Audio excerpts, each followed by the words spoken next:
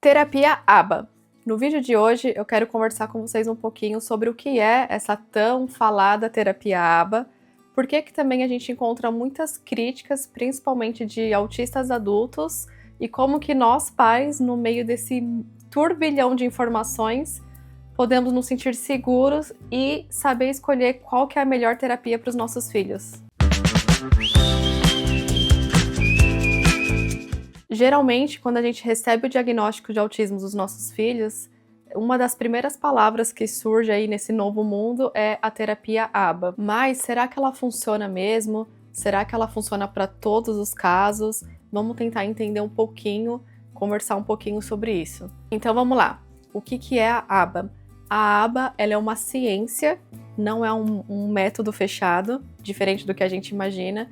Então ela é uma ciência que ela vai estudar como nós aprendemos, como nós nos comportamos e como que o ambiente influencia no nosso comportamento. Ela não é exclusiva do autismo, mas ela passou a ser muito utilizada por conta da metodologia dela. Então, a ABA, ela divide as habilidades complexas em etapas pequenas, ela ensina de forma estruturada, ela reforça os progressos e ela tenta entender os gatilhos de comportamentos difíceis. E como que a ABA funciona na prática? Então ela parte ali de 3 perguntas super simples. Então, o que vem antes do comportamento, o que a criança faz, que é o comportamento em si, e o que acontece depois desse comportamento, como que essa criança reage. Então isso consegue fazer a gente entender por que essa criança está se comportando desse jeito, o que ela está tentando comunicar e como que a gente pode ajudar ela a fazer essa comunicação de uma maneira mais respeitosa. Então ela vai envolver várias áreas, como desenvolver a autonomia, ajudar na comunicação, entre outras coisas. E por que a ABA funciona tão bem para o autismo? Então eu separei aqui 4 pontos principais. O primeiro deles é porque ela divide a aprendizagem em microetapas. Então o cérebro autista ele se beneficia muito quando são partes pequenas e previsíveis. O segundo motivo é a repetição estruturada. Então, quando a gente faz essa repetição, isso ajuda o cérebro a consolidar aquele aprendizado. E a ABA faz isso de uma maneira organizada. O terceiro motivo é a previsibilidade. Como é tudo muito organizado, dividido em micro tarefas, em pequenas etapas, então fica tudo muito previsível, o que vai evitar ansiedade e confusão. E o quarto motivo é o reforço positivo. Quando a criança consegue executar aquela tarefa, isso vai fazer bem para a autoestima e vai deixar ela motivada para continuar tentando. Mas a gente sabe que existem muitas críticas também a essa ciência ABA e, na minha opinião, por se tratar de uma ciência e que é muito ampla, tem muitas metodologias dentro dela, então hoje em dia eu entendo que o problema não é a ciência ABA, mas muito provavelmente é a maneira como aquele profissional aplicou essa metodologia, porque assim como em qualquer outra área, a gente vai encontrar profissionais bons, profissionais ruins, e enfim, como é muito amplo, não é diferente de um exame, né, gente, que você, o médico vai examinar se o seu filho tá com gripe, então tem todo um protocolo, uma receitinha ali do que ele tem que fazer. Então ele vai escutar as costas, vai apalpar a barriga, vai olhar a garganta, e a ABA não é assim. É algo muito amplo, então por isso que é muito importante você procurar sempre um profissional da sua confiança, você se sentir seguro com esse profissional. Eu acho que é por conta desses profissionais que não souberam, né, e que infelizmente até hoje não sabem usar a ABA da maneira correta, que acabou gerando aí muitos traumas em muitas crianças que foram expostas a essa terapia. Então vou citar aqui alguns pontos importantes para a gente pensar. Então, o primeiro ponto é a tentativa de mascarar o autismo. Então, você forçar a criança ou a pessoa autista a fazer contato visual, a não fazer as estereotipias, que é uma coisa que hoje em dia a gente sabe que é uma autorregulação. Você está passando aquela mensagem de você tem que parecer menos autista para você poder ser mais aceito.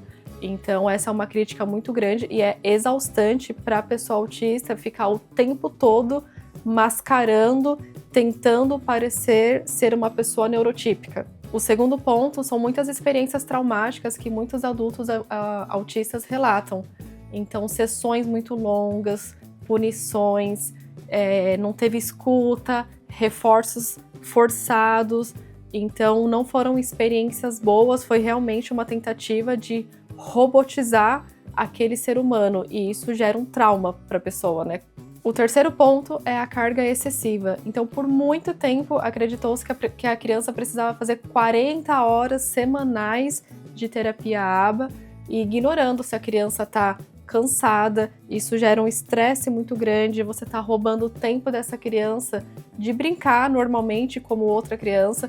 A gente tem que entender que os nossos filhos são autistas, mas antes de qualquer coisa, eles são crianças assim como todas as outras. Eles também se cansam, eles também precisam do lazer, eles também precisam ser criança.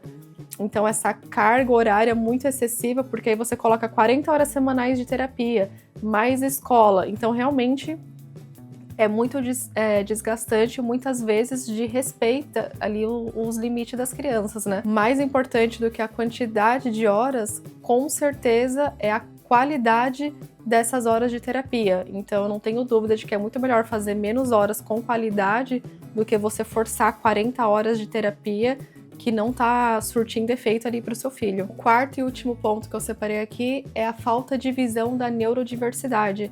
Então o autismo, ele não é um defeito a ser corrigido, ele é uma maneira diferente de existir. Então a gente tem que respeitar isso. O objetivo da terapia nunca tem que ser mascarar. O objetivo da terapia tem que ser ensinar autonomia, comunicação, fazer a criança se sentir segura e proporcionar bem-estar. Esse tem que ser o objetivo, e não querer apagar as características daquela pessoa. Ah, tá bom, Michele, mas e aí? E afinal, a terapia ABA é boa ou é ruim? A resposta é depende de como ela é feita. Então, se é um profissional que entende, que sabe o que ele está fazendo, que é um profissional humanizado, que respeita o seu filho, que tem ética, que ele vai liderar essa terapia pelos interesses do seu filho, pelo brincar, sem punição. Então, se é uma intervenção respeitosa, com certeza a terapia ABA ela é muito boa. Então, como eu já falei anteriormente, eu acredito que o problema não é a ciência ABA, ela está aqui para nos ajudar e com certeza eu vejo muita criança que fez e que faz e que valeu muito a pena e que evoluiu muito. Então, o ponto principal é o profissional. É você procurar alguém que vai saber trabalhar com seu filho de uma maneira respeitosa. E sempre lembrando, gente, que a terapia ABA também não é a única opção.